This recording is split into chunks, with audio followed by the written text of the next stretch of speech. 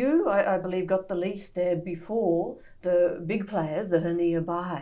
How did you choose the section that you claimed a lease over? How does this work, and why did you choose those areas? So first of all, I was fortunate in that I had worked in Argentina, Chile, Peru, Brazil in the 90s for 6 years.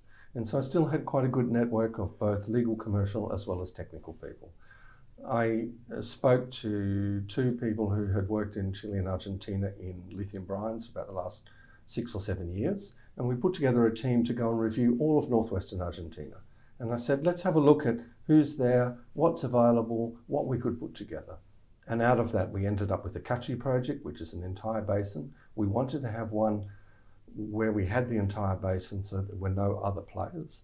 And having worked for companies like Rio Tinto in the past, I know that's always appealing to downstream players. And then, as I mentioned, separately, getting projects next to people either in production or going to be in production.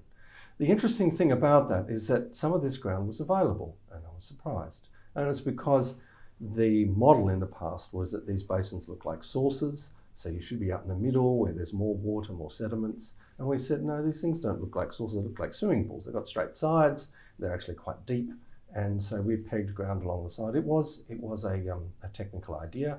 And then fortunately, over the ensuing years, we've been able to put holes along the boundary and find out that that has actually worked out quite well.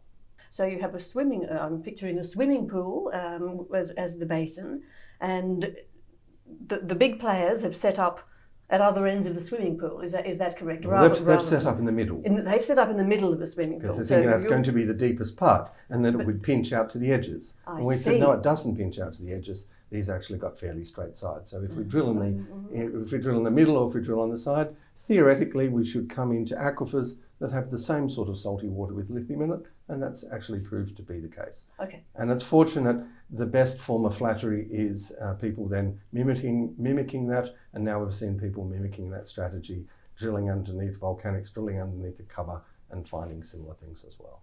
Okay, so this was an hypothesis, but I understood that they selected their leaseholding after you.